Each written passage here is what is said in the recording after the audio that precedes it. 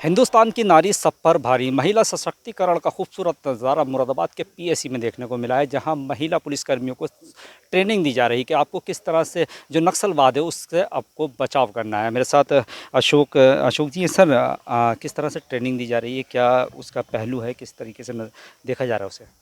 देखिए, ट्रेनिंग तो हमेशा दी जाती रहती है और ट्रेनिंग का बहुत सारा पार्ट हम डिस्क्लोज़ नहीं कर सकते हैं। हम आपको एक आभास दे सकते हैं कि हम क्या कर रहे हैं। जो हमारी चुनौतियाँ बदल रही हैं इस समय, पहले पुलिस जो है वो सुरक्षा के लिए होती थी, अपराध रोकने के लिए होती थी, किसी डाकू बदमाश को पकड़ने के लिए होती थी, न्यायालय के कार्यों के निष्पादन में मदद करने के लिए होती थी। लेकिन थोड़ा दायरा बढ़ा है हमारा, बदला है। आज हमें नक्सली मुठभेड़ में जाना पड़ता है और आईईडी लगा देते हैं, आतंकवादियों से भिड़ना पड़ता है।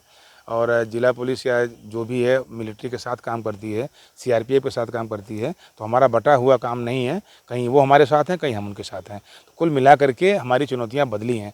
आप देखो ना, दंतेवाड़ा देखो, सुकमा देखो, पुलवामा देखो, हमारे ट्रूप्स के मूवमेंट को कितना टारगेट किया गया है। और मैं तो खुद ही सोनभद्र में था, वहाँ पे चंद्रप्रभा पे आईईडी लगा दिया और पीएसी का ट्रक उड़ा दिया उन्होंने। तो अगर हमारे पीएसी का मूवमेंट हो रहा है, मुझे बहुत ग्लानि हुई उस दिन से। तब से हमें जो मौका मिला है ट्रेनिंग देने का, तो मैं इनको इतना सशक्त कर रहा हूँ हर तरह से, फिजिकली, मेंटली और आर्म्स वगैरह के लिहाज से, कि बिल्कुल इंडिपेंडेंट रहें। और ये भ्रम किसी के मन में न रहे कि लड़की हैं। हमारे लिए कोई लड़की लड़का नहीं है। हम सबको उतना ही रैप्टअप बनाते हैं, उतना ही पसीना निकलवाते हैं जितना हम अपना निकालते हैं, इतना एक जवान निकालता हो।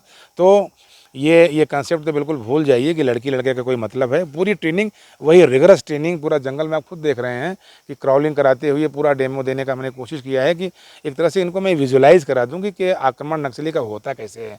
और देखिए, जब आदमी भगवान न करे कभी घिर जाता है, फंस जाता है, तो फिर याद आता है उसका ट्रेनिंग, उसका गुरु याद आता है।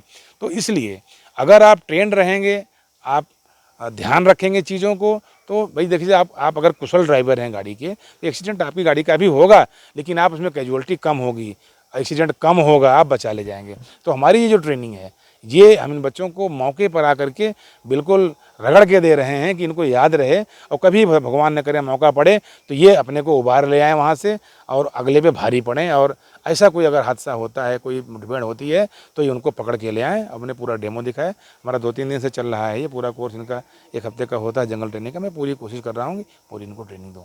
क्योंकि सर लगातार आपकी ट्रेनिंग जारी है, इसी बीच कोरोना वायरस के बाद लॉकडाउन, तो क्या लगता है क्या कुछ प्रभावित हुई है ट्रेनिंग? नहीं, देखो, बहुत थोड़ा सा प्रभाव हुआ था लॉकडाउन से, और इस महामारी ने प्रभाव तो डाला ही है। लेकिन सोशल डिस्टेंसिंग करते हुए इनके कोर्स में कुछ हम लोगों ने तब्दीली कर ली, योगा करा लिया, जो शस्त्र अभ्यास था वो करा लिया, बाकी चीज़ें जो कोर्स में थी उसको हम लोगों ने चेंज कर लिया, क्लासेस कर ली। क्लासेस मतलब अभी एक कमरे में 25 बैठती थी, तो हमने पेड़ के नीचे पढ़ा लिया, हॉल में पढ़ा लिया।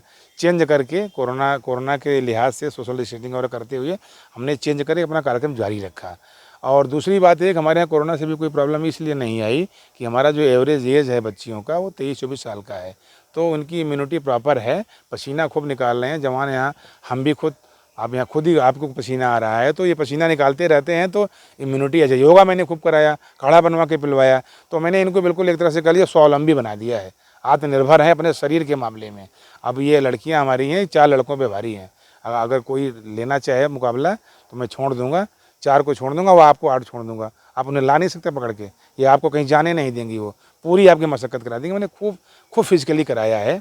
तो कोरोना से दिक्कत थोड़ी सी हुई थी, लेकिन हम लोग को सॉर्ट आउट कर लिए। हमारे अधिकारियों के डायरेक्शन आते रहे हमेशा, और जो है सफाई का, आपका मास्क का, सैनिटाइजेशन का बहुत अधिकारियों ने बहुत ध्यान दिया इस पे।